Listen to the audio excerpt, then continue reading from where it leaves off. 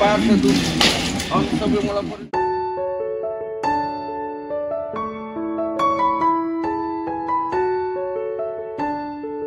রসগোল্লা খাবি হোটেলে তুমি কি খাবে সেটা বলো বাবু।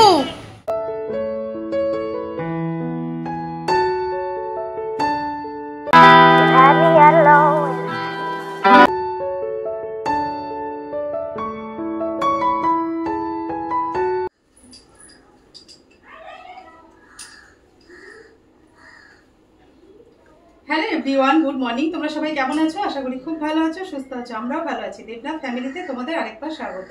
আজকে হচ্ছে শনিবার আর ঘড়ি কাটাতে বাজে এখন সকাল 11:30 মতন। তো এখন থেকে ব্লগটা শুরু করলাম তোমাদের সাথে নিয়ে, সঙ্গে নিয়ে। আর আজকে দেখো একদম সাদা সাদা পরে কিন্তু রেডি হয়ে নিয়েছি। আর আজকে হচ্ছে শনিবার, তো শনিবার একটু পুজো দিতে যাবো মা দয়াময়ীর কাছে, যাদবপুরে দয়াময়ী মার মন্দির। এর আগে আমরা অনেকবার গেছিলাম ওখানে পুজো দিতে। আর অনেক কিছুই কিন্তু আমার সাথে যেগুলো ঘটেছে সেগুলো তোমাদের সাথে অবশ্যই শেয়ার করব। তোমরা যারা যাদবপুরের আশেপাশে থাকো তারা তো তোমরা জানো দয়াময়ী মার মন্দির কোথায়। তো অনেকদিন ধরে দয়াময়ী মার কাছে একটু পুজো দিতে যাবো। আর আমাদের নতুন গাড়ি আনার পরে কিন্তু আমরা একবারও পুজো দিইনি, নিজেই পুজো দিয়েছিলাম। তোমরা দেখেছো গাড়ি আনার সময় কিন্তু আমরা পুজো দিয়ে এনেছিলাম, মানে আমি পুজো দিয়েছিলাম। তা আজকে দয়াময়ীর কাছেই পুজো দিতে যাবো গাড়ি। তা গাড়ি পুজো দিতে যাবো বলে কিন্তু একদম রেডি হয়ে নিয়েছি। ছেলে ওদিকে রেডি হচ্ছে, দেবনাথবাবু তো ওখানেই আছে। ফুল মিষ্টি যা যা লাগবে ঠাকুরের মানে পুজো দিতে আর গাড়ির পুজো দিতে সমস্ত কিছু ওখানে কিনে রেডি করে রাখছে। আর ড্রাইভার আসতে গ্যারেজ থেকে গাড়ি বার করে ছেলে আর আমি এখান থেকেই বেরিয়ে যাব। শাড়িটা পরে আমাকে কেমন লাগছে অবশ্যই কমেন্ট করে কিন্তু জানিও। আর এই ব্লাউজটাই কিন্তু পরেলাম, এটা কিন্তু মেয়ে আমাকে তালদি থেকে এনে দিয়েছে, 2-3খানা ব্লাউজ এনে দিয়েছে তালদি থেকে। আর একটা এখনো পরা হয়নি। আর এটা কেমন লাগছে অবশ্যই কমেন্টে জানিও। আর দয়াময়ী মার কথা তোমাদের কত বলো, মানে যারা তো ওখানকে আশেপাশে থাকো তারা তো তোমরা জানোই দয়াময়ী মা তো দয়াময়ী, সত্যি ওনার অপার দয়া ওনার মধ্যে। তা আমি যে মানে কি বলবো, যা পেয়েছি মার কাছে বলে বোঝাতে পারবো না তোমাদেরকে। একদিন সময় করে দয়াময়ী মার কথা তোমাদের সাথে শেয়ার করব। মানে আমার সাথে যে অলৌকিক ঘটনাগুলো ঘটেছে সেগুলোই তো শেয়ার করব তোমাদের সাথে। মানে যেটা আমার সাথে হয়েছে সেটাই তো আমি জানি, কিন্তু আর কার সাথে কি হয়েছে সেটা বলতে পারবো না। শুধু একটা কথাই বলবো, দয়াময়ী তো দয়াময়ী। তো অনেকদিন ধরে ইচ্ছা করছে, দেবনাথ বাবুর মুখে আমার মুখে শুধু দয়াময়ীর কথাই বেশিরভাগ আসে। কেন বিশ্বাসে মেলায় বস্তু তর্কে বহু দূর। তা সব অনেক জায়গায় যাব, তারাপীঠ যাব, বড়মার কাছে যাব। তো কখন কোনটা সুবিধা হয় বলতে পারছি না, এখন তো এই মুহূর্তে যেতে পারছি না। তা আগে আমার পাশেই আছে দয়াময়ী মা, তার কাছে গাড়িটা আগে পুজো দিয়ে আসি। আর কালকে রবিবারে কিন্তু আমরা এক জায়গায় বেরোচ্ছি, কোথায় বেরোচ্ছি না বেরোচ্ছি সবটাই তোমাদের কালকে ব্লগে শেয়ার করব। তা চলো, 12:30 কিন্তু ঠাকুরমশাই টাইম দিয়েছে, মন্দিরের পুজো হয়ে যাওয়ার পরে আমাদের গাড়ি পুজো করবে। তা চলো, ছেলে এদিকে রেডি হচ্ছে, আমি একটু রেডি হয়ে নিই। আর পুজো দিতে যাবো, একটু তো সাজুগুজু করতে হবে। তার জন্য শাড়িটা আগে পরে নিয়েছি, আর মুখে একটু সানস্ক্রিন, ময়শ্চারাইজার আর টোনার দিয়ে নিয়েছি, ব্যাস আর কিছু দিইনি। তো চলো বেরিয়ে তোমাদের সাথে কথা হচ্ছে।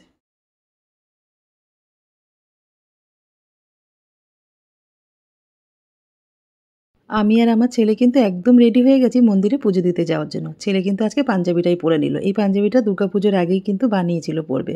দুর্গাপুজোর সময় একবার পরেছে আর আজকে একটু পরেছে। আমাদের মা আর ছেলেকে কেমন লাগছে অবশ্যই কিন্তু তোমরা কমেন্ট করে জানিও। দেবনাথবাবুরও কিন্তু আসার কথা ছিল, আসলে একসাথেই সবাই মিলে যেতাম। কিন্তু দেবনাথবাবুর দোকানে একটু কাজ পড়ে গেছে, ওই জন্য বললো তোমরা চলে আসো, আমি এখানে দাঁড়িয়ে রয়েছি। তারপরে পুজোরও কিছু কিনতে হবে, ফুলের মালা, মিষ্টি, ধূপকাঠি, মোমবাতি, এগুলো তো সমস্ত ওরই কিনতে হবে। ওই জন্য আমি তো এখান থেকে কিনে নিয়ে যেতে পারবো না। ওই জন্য বললো আমি এখানেই দাঁড়াচ্ছি মন্দিরে, তুমি আর বাবু চলে এসো। তা চল বেরিয়ে পড়ি, বেরিয়ে গিয়ে তোমাদের সাথে কথা হচ্ছে।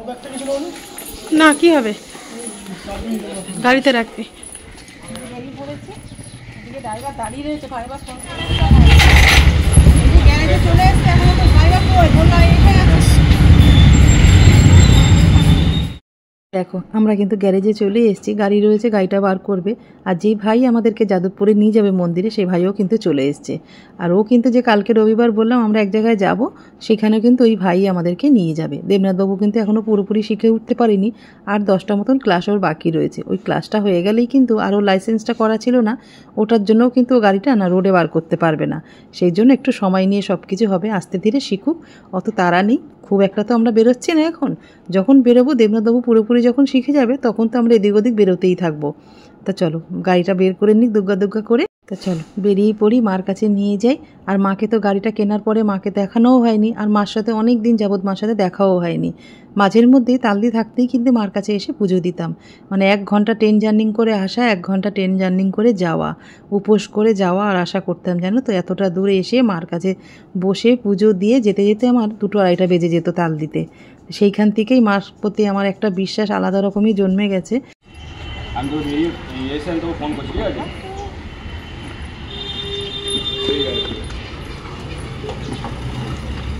ওই এসে পেছানো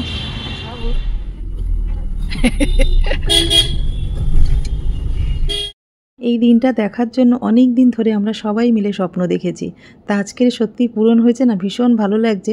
তা মা যখন চাইবে তখনই কিন্তু সেটা হবে, তার আগেও না তার পরেও না। উনি সব কিছু সবার জন্য ঠিক করে রাখে, শুধু ধৈর্য আর তার প্রতি বিশ্বাসটা কিন্তু রাখতে লাগে। ভগবান সবার জন্যই সব কিছুই ঠিক করে রাখে জানো তো। সময় হলে তখনই একটু একটু করে তাদেরকে ফিরিয়ে দেয়। আমাদের কাছে যখন বাইক কেনার মতনও সেরকম সামর্থ্য ছিল না, সেই সময় শুধু ভাবতাম আমাদের যদি একটা বাইক থাকতো তাহলে দেবনাথবাবুর পেছনে বসে আমিও একটু চড়তে পারতাম। তো ভগবানের আশীর্বাদে সেটাও কিন্তু পূরণ করেছে আমাদের।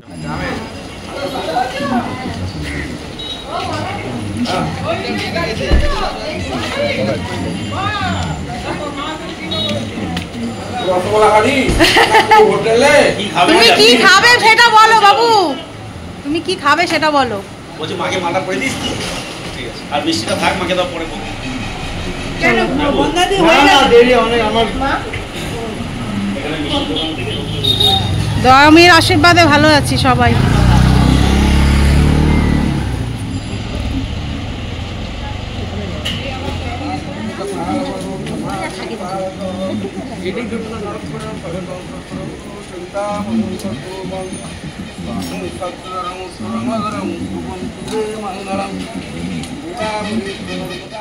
আমার এই দয়াময়ী মার প্রতি আমার এত বিশ্বাস, এত ভক্তি কেন জানো তো? মাই কিন্তু আমার মনের মধ্যে এনে দিয়েছে। মা আছে বলেই কিন্তু আমি বেঁচে আছি।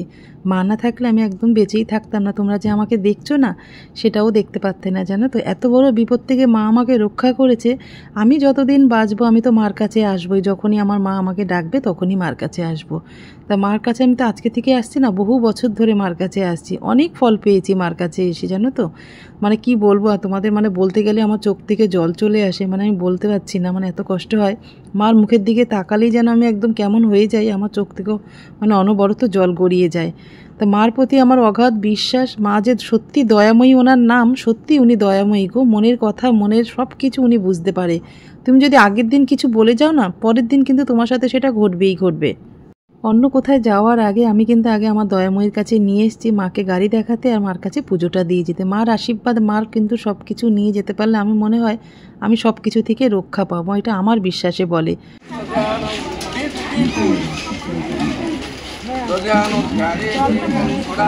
ঠিক আছে। বাড়ি পুজো দেওয়া কিন্তু হয়ে গেছে। বাবু যা যা আনতে বলেছিল দেবনাথবাবুকে সেগুলি দেবনাথবাবু কিন্তু এনে দিয়েছে। 4খানা লেবু, নারকেলটা সামনে ফাটিয়ে নিয়ে তারপরে চাকায় দিল, গাড়িতে দিল। তারপর 4টে লেবু নিয়েছে, ওটা গাড়ির চাকার নিচে দেবে নাকি 4টে চাকাতে। মানে যা যা বলেছে আর কি, বাবুর কাছে এসেছিলো আগে, যা যা বলেছে সেগুলোই কিন্তু দিয়েছে। আর এই ঠাকুরমশাইকে কিন্তু আমি বাবু বলেই ডাকি, যাই না এই ডাকটা আমার মন থেকেই এসছে। প্রথম দিন যখন এসেছিলাম তালদি থেকে এখানে পুজো দিতে, সেখান থেকেই মনে হয় ওনাকে বাবু বলে ডাকি। আর আমার যে বিপদটা এখানে হয়েছিল, মানে বিপত্তারিণী পুজোর দিনকে পুরো কাপড় জ্বলে গেছিলো জানো তো আগুনে। ওখানে প্রদীপ জ্বালায় না সবাই। তা তোমরা যারা নতুন ভিউয়ার্স আছো তারা তো তোমরা জানো না, যারা পুরনো বন্ধু আছো তারা সবাই কিন্তু জানে।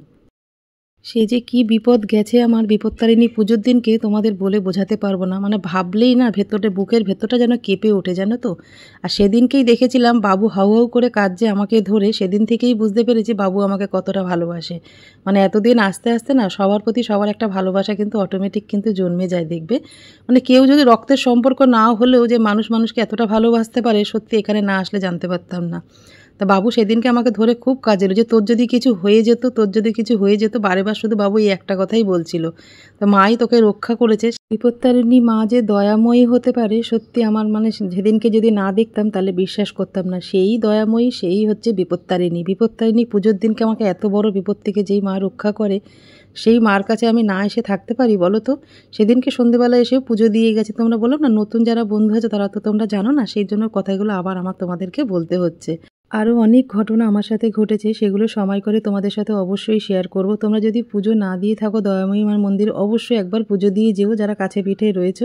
আর মায়ের মন্দির হচ্ছে যাদবপুর স্টেশন রোডের দিকে যেতে শ্রী শ্রী দয়াময়ী কালী মন্দির। তা তোমরা আসো, অবশ্যই তোমাদের মনোবাসনা পূর্ণ হবে। আমার চাবি নিয়ে নিয়েছে মা, ওমা দেবে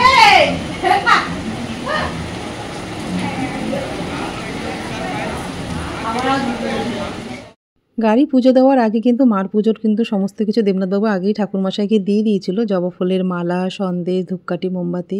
আর ধূপকাঠি মোমবাতিটা কিন্তু আমি এসেই মাকে আরতি করে বাইরে ওখানটা জ্বালিয়ে দিয়েছি। তা দেখো পুজো কিন্তু আমাদের দেওয়া হয়ে গেছে। তোমরা তো দেখলে বাবু কত সুন্দর করে আবদার করলো আমার কাছে যে মিষ্টির হাড়ি নিয়ে এসেছি। এরকম আবদার করলে কি ভালো লাগে না বলো তো।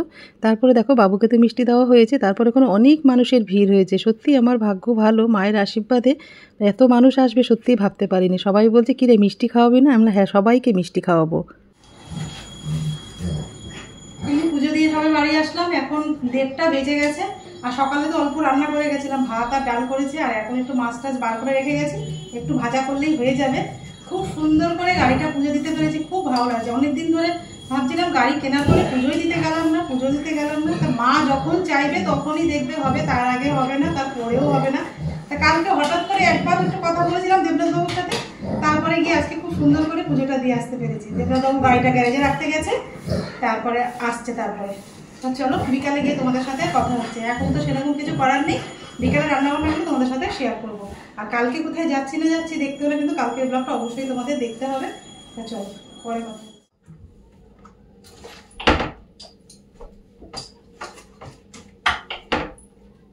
সন্ধ্যেবেলা চলে আসলাম তোমাদের সাথে একবার কথা বলতে। তোমাদের বলেছিলাম যে বিকালে রান্না বান্না করবো, সবটাই তোমাদের সাথে শেয়ার করবো। তো দেবনাথবাবু বলে আজকে রাতে রান্না বান্না করতে হবে না, পুজো দিয়ে এসে একটু ডাল আর ওই মাছ ভাজা করেছিলাম, ওই দিয়ে সবাই খাওয়া দাওয়া করে একটু শুয়েছিলাম, এত মাথা যন্ত্রণা করছিল। তাই এখন সন্ধ্যেবেলা দেখো রেডি হয়ে নিয়েছি। দেবনাথবাবু অনেকদিন ধরে বলেছে ওকে একটা টি শার্ট কিনে দিতে, তাই জন্য এখন দুজনে মিলে যাব বাজার কলকাতায়। আর কালকে তো সকালবেলা 7টা-8টার দিকে বেরিয়ে যাব, সেই জন্য এখন যাচ্ছি একটু বাজার কলকাতায়, টুকটাক কিছু কেনাকাটা করবো, দেবনাথবাবুর জন্যই কিনবো আর কারোর জন্য কিছু না। তা চলো যাই, কি কি কেনাকাটা করি সবটাই তোমাদের সাথে শেয়ার করবো। তা ব্লগটা দেখতে থাকবো, আশা করছি তোমাদের ভালো লাগবে। এক পায়ের তোরা কখন পড়ে গেছে আমি একদমই জানি না, এক পায়ে রয়েছে এক পায়ে নিয়ে গেছে। তো চলো বেরিয়ে পড়ি, 8:30 মতন বাজে। বাবু ছিল না তো ওই জন্য বেরোতে পারিনি, আর স্যামকে একা রেখে তো যাই না, সেই জন্য বাবুই সবে আসলো কাছ থেকে, মানে ক্লাস করেই আসলো, এবার আমরা বেরোবো।